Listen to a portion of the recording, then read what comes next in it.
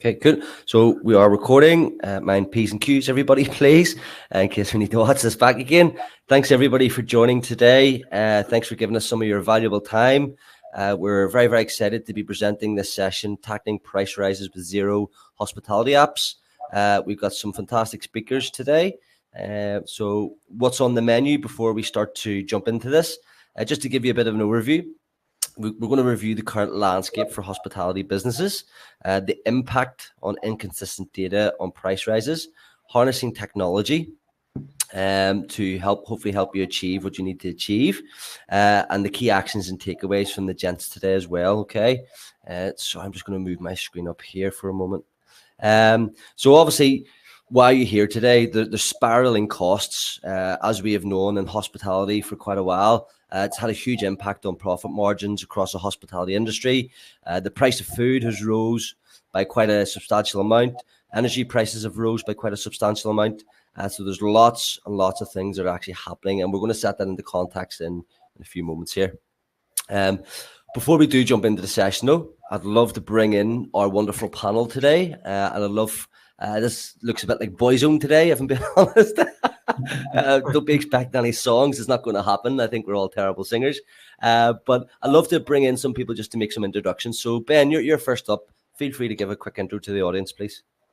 Cheers, Kenny. For anyone who doesn't know me, I'm Ben Lockwood. I'm a digital transformation consultant or PC partner consultant at Xero.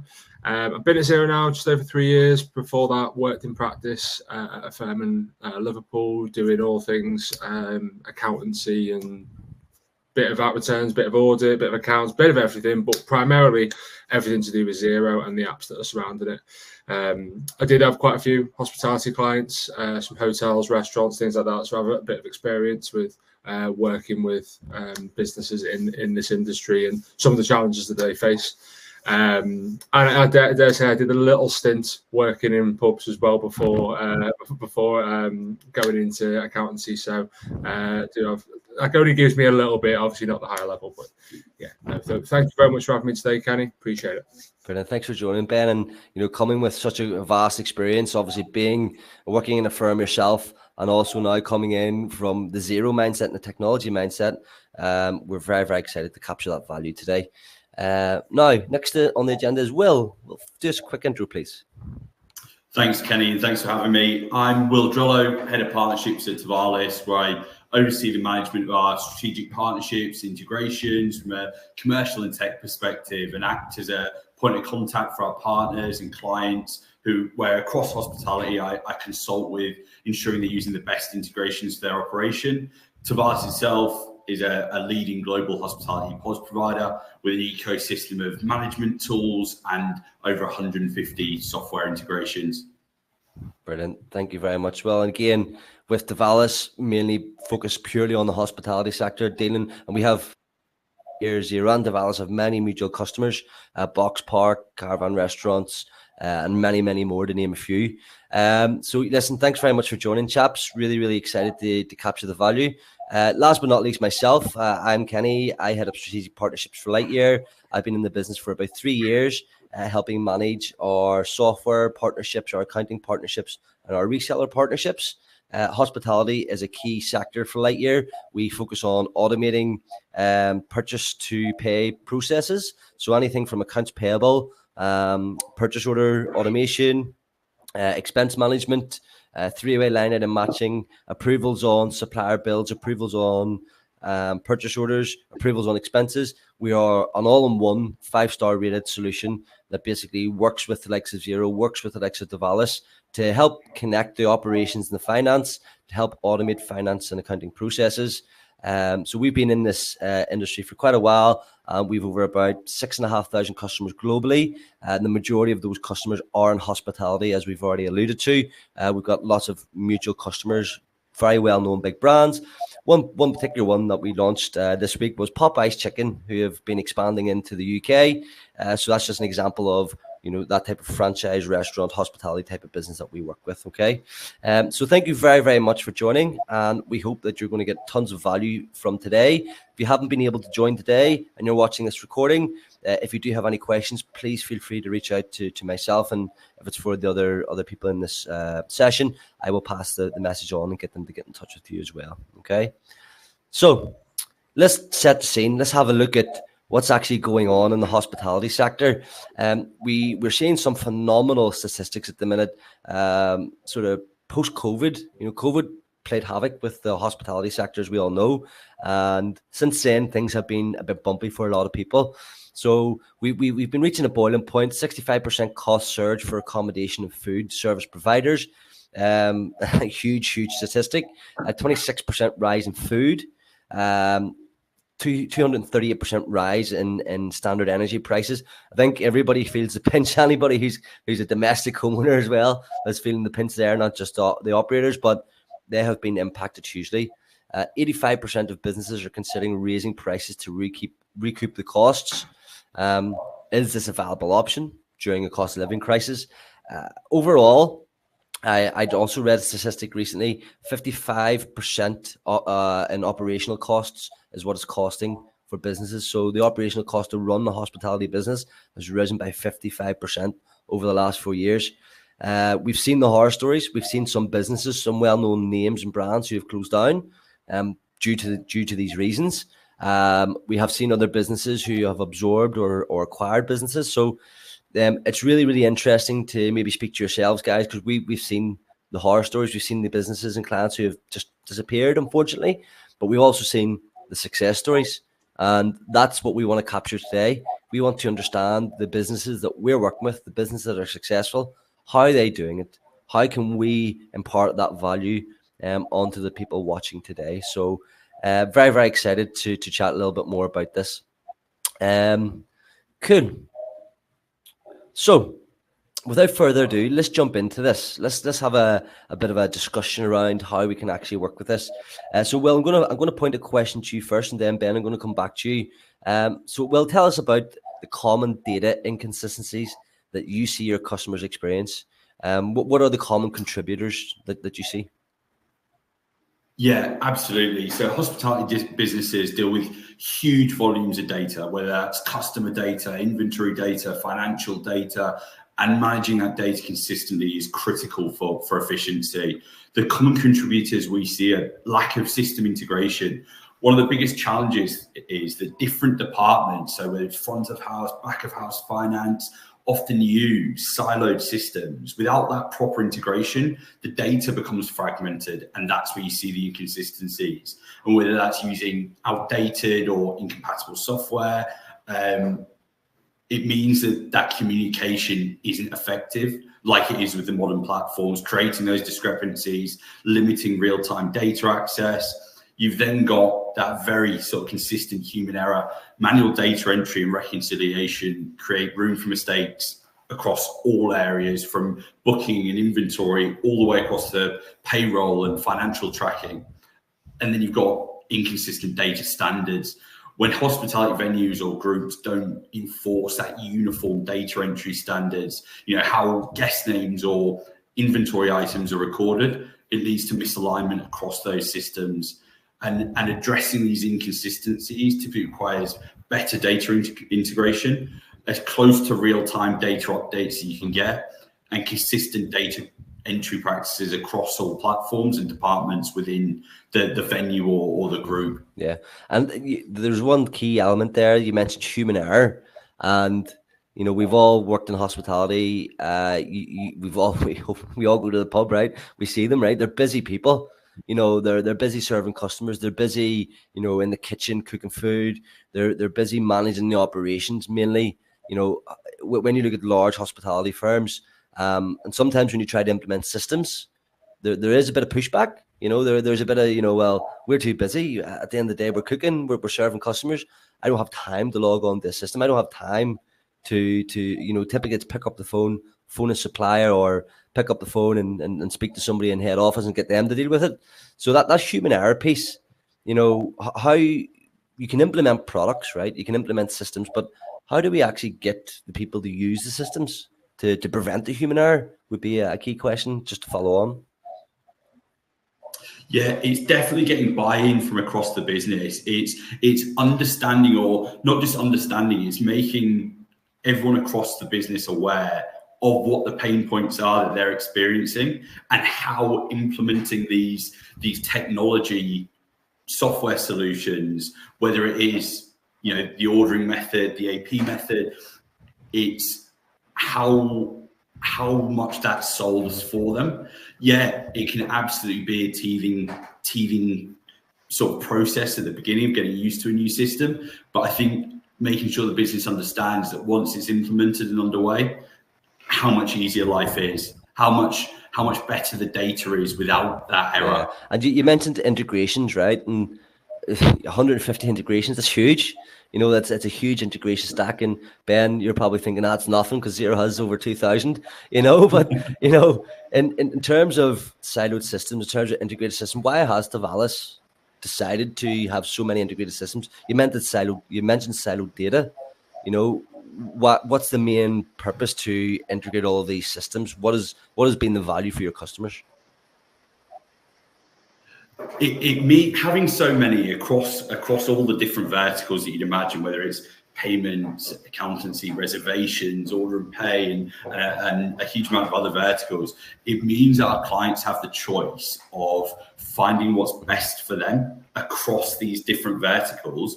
But overall, having all that integrated means there's a consistent source of truth and a central sort of depository for all that data, to make it as simple as possible to have that centralized actionable data for going forwards to make the best decisions for the business on, which is so prevalent with the rising costs. I think so. We did a session with another couple of vendors a while back, and one of the biggest things was that technology is evolving so fast. Technology is evolving at an extremely phenomenal rate. For example, the self-serve kiosks, right? And you know, that's a sales data stream. Yeah. So that's a data stream that's coming in. But what people don't realize is sometimes the financial systems in the background probably haven't kept up with the evolution of self-serve kiosks. So that data is siloed. So how do we get that data into something like Tavalis, into Xero, and its APIs? And Ben, this is a nice one to sort of pull you in as well, because you know, Xero is probably one of the most integrated accounting platforms on the marketplace. It has over 2,000 apps. There's you know, we're one of them. So you kind of mentioned in the past about data filters, you know, and you know, how do we assess the inconsistencies using different data filters? Can you just explain a little bit more about what you mean by data filters, and you know, how they actually play a part in the accounting piece to all of this as well? Yeah, so just being able to segregate your data within the software the way you're viewing it, because obviously you've got all this information coming in from loads of different angles with the integrations that Xero offers, and if it's not, I suppose, set up correctly and integrated correctly and then filtered out, like, you're just going to lose it in the system, and it just then means nothing to you. You may as well be back on doing it on pen and paper. So it's really important to be able to have clear visibility over that. So like, say, for example, like recognition of income across different sites. I know that was one that we tended to have problems with when we were on legacy software, was sort of getting that confused, getting the amounts confused between the sites and not being able to paint that clear picture of if we have multiple sites within one of our clients, which ones were profitable, which ones weren't. So that's, I suppose, a key example of sort of having that clear visibility, and those apps and the APIs that you've mentioned there provide that to you. You can have those filters in and trickle into Xero, and then make the use of things like tracking categories, which then flow into all the reporting functionality within Xero. So yeah, massively. Yeah, and important. So again, there's other things like, you know, what when we think about just on this topic of data consistencies, right? You know, things like pricing decisions, things like budgets, allocating budgets to different people. How do we manage them? Because again, we've got Tavalis on one side that's managing the POS systems and managing inventory and stock. You've got Lightyear on one side who's managing incoming supplier invoice data. We're matching POs against Tavalis data, and we're matching that in Lightyear as the PO matching process to an invoice, and then we're sending that data in. So, but within that, you've got how do we manage the prices coming in? How do we manage the budget tracking coming in? What's your 2 cents on those stuff, those things? So say within Xero, we do have a budget. We have a budgeting tool. You can build out budgets. You can have a master budget, and then you can have separate budgets for each individual tracking category. So for those who aren't aware of what tracking categories are, if you've ever used other products, which will remain unnamed for the purposes of this webinar, that would be, you know it as like departments and classes. So if you ever come across those terms, but effectively means you can segregate it out. And it paints that, it allows you to paint that clear picture. So once you've got that budget information within Xero, you can then pull that through onto pretty much any of your reports. So all of this data that then is coming through from the likes of Tavalis and Lightyear and all of the other apps that you're potentially using within your business or your clients are using, can then be tracked against that budget using the powerful reporting tools. So then it just allows you to paint that picture and then make informed decisions going forwards. I suppose on the other side of that then feeds into your forecasts going forward. So I probably am jumping ahead a little bit here, but like you've got Xero Analytics within there. Xero have just recently announced the purchase of Sift, albeit that is still in the very early days, literally only last week. But again, those Xero Analytics gives you that basic form, but also the likes of a Sift allows you to produce really powerful forecasts based on your budget, your actuals, all flowing through and to be able to project either 1 month into the future or 10 years into the future to be able to see how that money is going to be flowing through your business to then make those informed decisions on with regards to pricing and purchasing the goods that you need that we've talked about that are spiraling. Yeah, I think so. A couple of things just to wrap this particular section up, because the impact of data inconsistencies is quite huge. Actually, you know, that's why Lightyear exists. Lightyear exists to have automated, accurate data going into the purchase ledger to ensure that you're paying your suppliers the right amount. And getting the right prices. There's a price check feature and all that great stuff in Lightyear. We won't go into it just today, but Lightyear's purpose is to serve the client, to give the accounting system accurate data quickly and efficiently. So the impact of this as well is the accounting system is the source of truth. Okay, the accounting system is where we pull all of our core data to ensure that we can apply automation rules. So the tracking categories, the GL, the nominal, all that stuff, your coding structure has to be set up correctly. Your coding structure has to be, down to the fine details, the departmental, the location, having all of that set up right from the get-go correctly, then enables you to manage your data much better. That would be sort of your 2 cents in that. Yeah, 100%. And also, I say, just to take it back to, I think something that was mentioned before that I didn't get to comment on. I think it was what you mentioned around people obviously have got their ways of doing things at the moment, and they've got to look at what is available and out there. There was a line that our UK CEO used at the roadshows. It was actually, I heard it when I was over in Belfast, and it was the 7 most expensive words in business. We have always done it that way. I think that's 7 words. I may have butchered how it said, but you get the idea. And it's true, because if you stick to the way that you're doing things, then you're not going to have the visibility. You're not going to have the visibility over the outcomes of your business. But I suppose even at the start, where I think, William, you mentioned around people saying that they don't necessarily have time to go in and implement new systems. Well, if you don't implement a new system, you're never going to get out of that cycle of continuously then not having time to do it. So sometimes just taking that leap and giving these processes a go that we're talking about today is the biggest challenge, but also it's the one that opens the door to potentially giving you all this insight and and I think that we've talked about on this as well. Well, just in your comments too. So if you think back to, okay, selecting the right system is key, and making sure that system, if everything is not siloed, everything's connected, right? So if you're on-prem and then you've got a self-service kiosk out here, you've got a point-of-sale till out here, and you're having to manually put CSV data into an accounting system that's on-premise, that's a lot of work. And we can see here it says there's 20% of businesses' annual revenue goes on data inconsistencies. If you pull that thread a little bit more, on-premise systems play a part in this. not having your coding structure, not having your analysis codes and everything set up correctly, which then means you have to do things manually. These are all things that you probably should be reviewing every couple of years, if not every year, to make sure that your business hasn't changed that much, to make sure that you're doing the right thing. So these are some of the things that I would definitely concur with, and Lightyear, Devalis, and Xero all play a part in actually making this happen. So we're always here to help customers. Just moving on off this piece.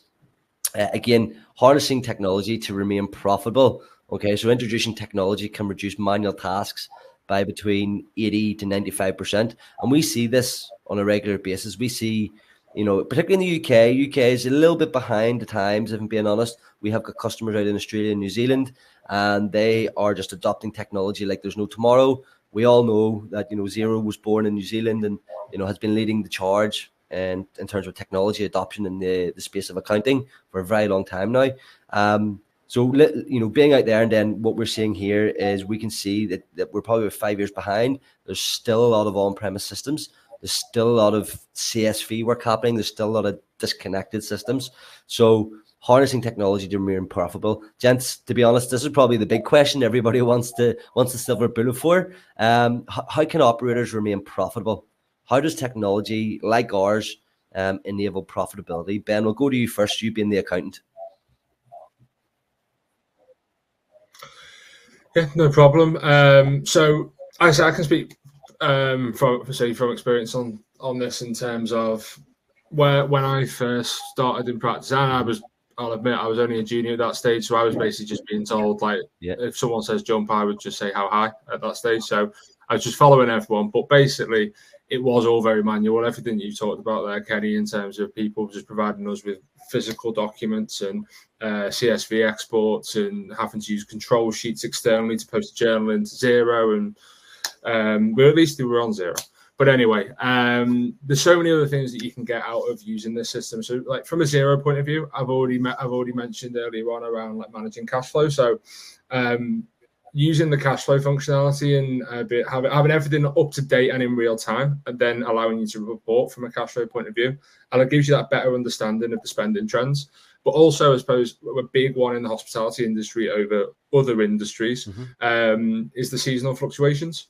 So being able to manage that money entering and leaving the business, and being able to project into the future, say, actually, yeah, we've got a lot of money coming in here, but we need to put a little bit away or keep it or invest it wisely because we're not going to have it coming in January, as an example.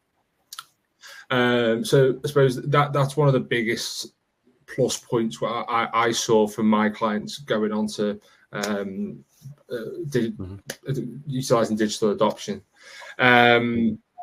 I suppose with that is just that overall decision making for the future. So being able to understand the profitability of your entry again by those departments utilizing tracking categories, because it may paint that picture to say that sites A and B are performing really, really well and are booking the trends, but site C just really isn't keeping up to speed. So that's where we need to focus our attentions as a business and invest in that, because it's not performing in the way that it is. So you can have that visibility across the business.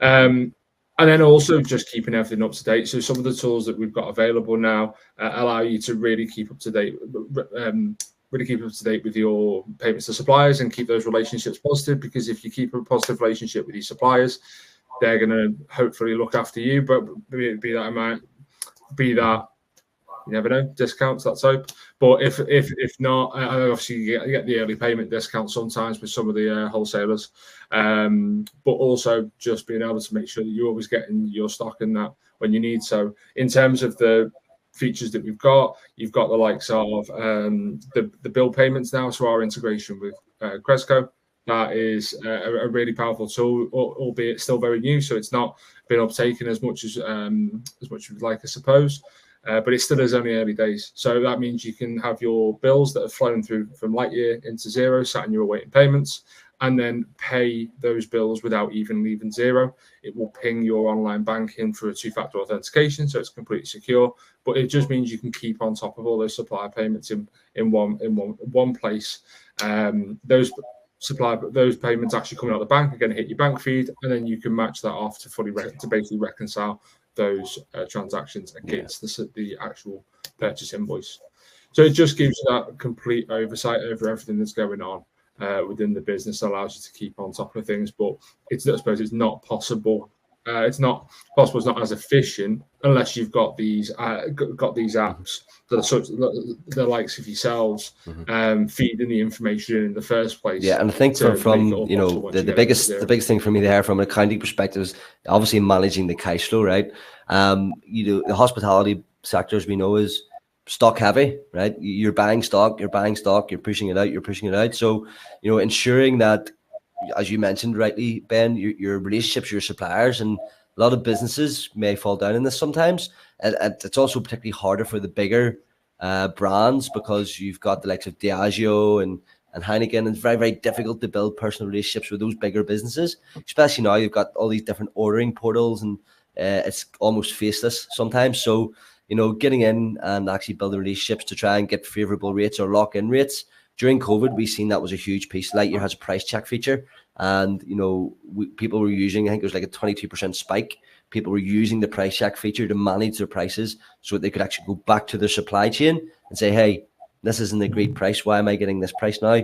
And they were using it as a tool to lock that in. That was them feeding in to Xero, and they were then able to manage their cash flow more efficiently. So cash flow is king. You've got, you know, vanity metrics like revenue and things like that, but ultimately it's your cash flow, it's your profit that you want to manage, and you can use that on a microeconomic scale through platforms like Lightyear, through tools like Xero, and also Tavalis. So on that note, with Tavalis obviously focusing on the stock, right?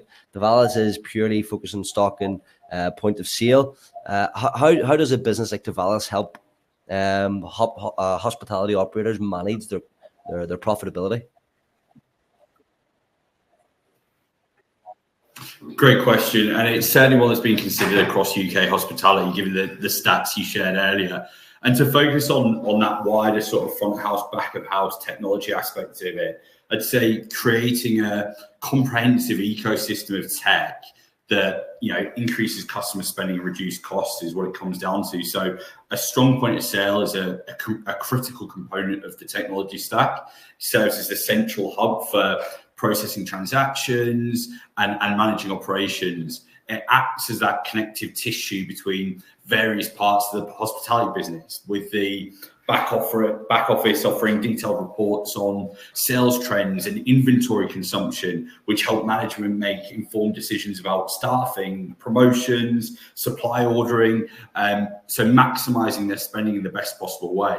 And then you've got, you know, seamless payment solutions suited to the operation itself, whether that's pay at counter, pay at table, MPOS, all around increasing speed of service and therefore revenue with that higher customer turnover. You've got personalized upselling and cross-selling using CRM and customer data analytics, driving revenue, increasing average basket value using alternative ordering methods. You mentioned your self-service kiosk, which Tavalis offers as part of that tech stack. We see from the implementation of self-service kiosks and online ordering platforms, you know, QR code ordering, it increases the average basket value by, you know, between 20 and 30% in venues. And then it also reduces labor cost and labor requirement during a time when the industry is struggling with labor. And then you've got streamlining your back office operations with automated processes, like integrating your accountancy platform, like Xero with sales data, purchase order data, credit notes with the inventory platform to maximize data efficiency. And then using AP platforms like Lightyear to make it even more efficient with PO matching for the stock invoices. So by implementing these technology-driven strategies, hospitality businesses increase their customer spend, enhance their guest experience, which is key to driving them back into the venue. And the key is to use data or actionable data and automation to personalize interactions, make it easier for guests and customers to access and enjoy hospitality, all leading to higher revenues and being less worried about that. Like those increasing a lot costs. of that definitely resonate with what you're saying. I think, you know, that speaking to a lot of these hospitality operators, and understanding their challenges. We see often that the CFO, FD, finance manager, whatever it is, very, very difficult people to get a hold of. And the reason is they are spending so much time in the weeds. They're spending so much time trying to plug gaps, fix issues, which is great. And listen, it's part of the job. But what I see, obviously with Lightyear, it's a super innovative platform. Tavalis, super innovative. Xero, super innovative. What I see is the CFO role or the finance director role or finance manager role is definitely evolving. They're becoming chief innovation officers. They're becoming people who are pushing the boundaries, who are open to bringing in new technology to actually replace the challenges that they're facing. So there's a lot within that. And I think it's also a mindset change for a lot of hospitality operators and their finance team. I think because they have always done it this way, as you've sort of alluded to already, Ben, they can't see, the wood from the trees. So I think it's really, really important to assess the technology, assess what is available to you, assess what is available at your fingertips, because it can make your life a lot easier. So we have chatted about a lot of challenges today, chaps. I just want to put out a poll to the audience here. We've chatted about a lot of challenges ourselves that we are hearing our hospitality customers facing. I'd love to hear from you that you're listening today. What are your challenges? Have we not mentioned certain challenges? Is there challenges that you would like us to talk about from our technology perspective that we're helping with? So I'll put this up for about 2 minutes, but 60 seconds, sorry. And then if you want to answer, please do feel free to do that. Give that a few more seconds. Let's see. Okay, I'll just leave that there for now. Cool. So we chatted a lot about different challenges today. Highlighting the fact that ensuring your processes are correct in your accounting system is key. Ensuring that you are assessing technology is key. Be that chief innovator within your business. Be that person who can drive business decisions. Try not to be that person that is constantly sifting data from one siloed system to another siloed system. Try to ensure that your team is not doing that as well. Reduce the resource potentially and repurpose that resource to do something more meaningful by using technology. I think these are key takeaways. What I would love to give back to the audience today, chaps, we've got a lot of experience in dealing with hospitality. We've discussed some great points in today's session. I'd love for you to give your maybe 1 or 2 top tips that people can action today. Go straight off this call, action today, and get that moving within their business. What would be your actionable tip? Well, I'll go to you first.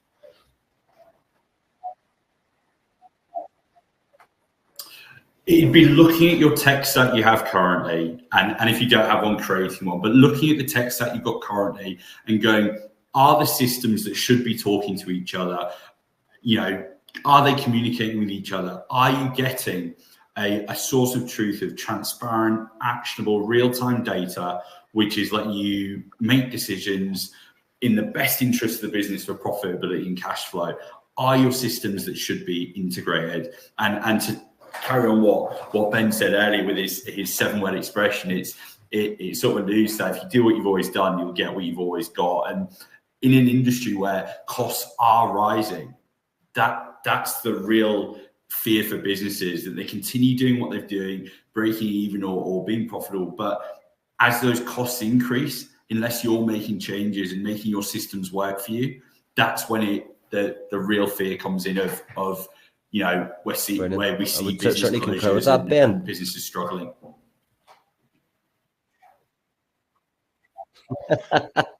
I think William's taken all my thunder there, to be totally honest. And I was spot on. So I would 100% echo everything that he's just said. And again, repeat what I said earlier on in terms of 7 most expensive words in business is that I've always done it that way. Same as what William said there.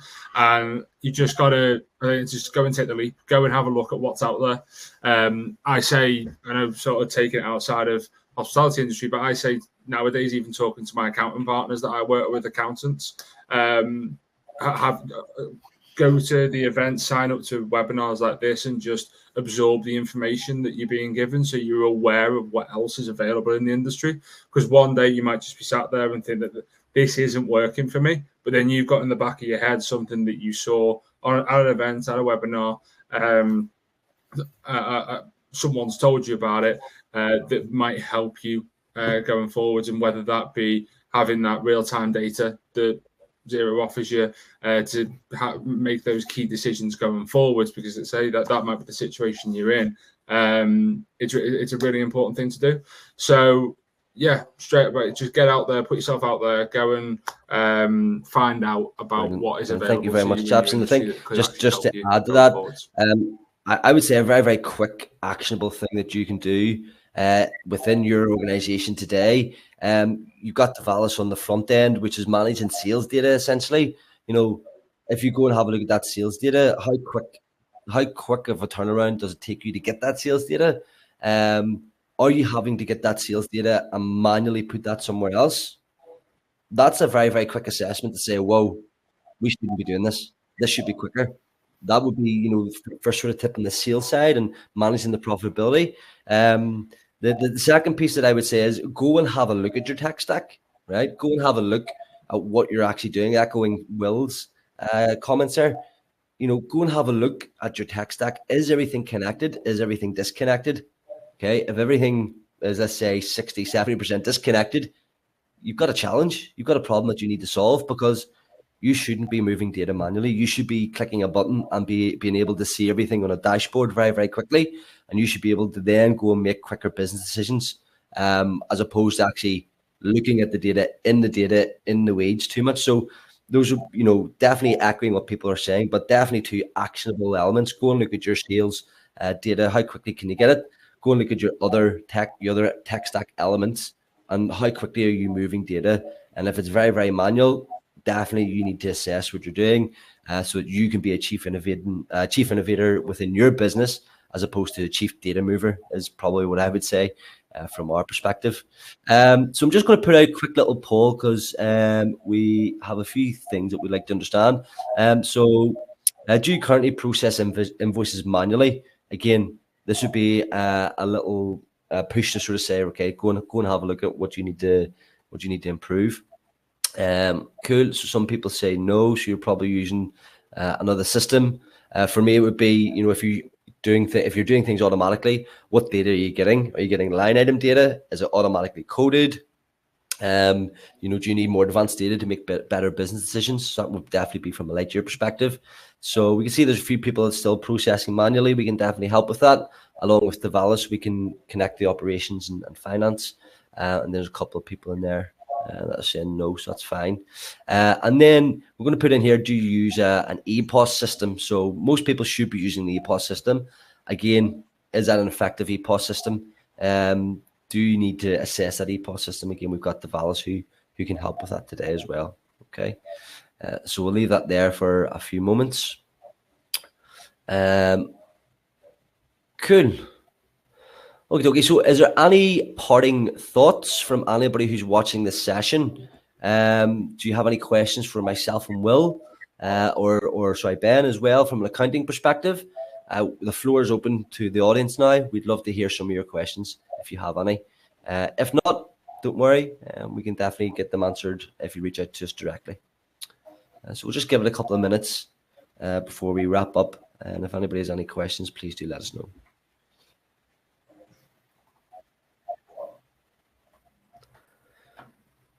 Okay. Cool. Silence is golden. We'll leave it there for now then. So listen, gents, I just want to say a massive thank you from Lightyear for joining our session today. Thank you for imparting your wisdom and knowledge onto our audience. You will all receive the recording after this session. So for those who didn't get to attend today, thanks for watching and thanks for giving us some of your time. And if you do have any questions, please do reach out to us and we'll get them answered for you. Brilliant. Thanks very much, chaps.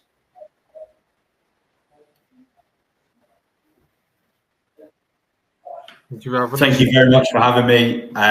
Thank you for the invite, and it's been really great chatting with you guys, and I've certainly taken things away from it as well. All right, bye-bye. Cheers, no, I appreciate it. Thanks for having me, Kenny, as always.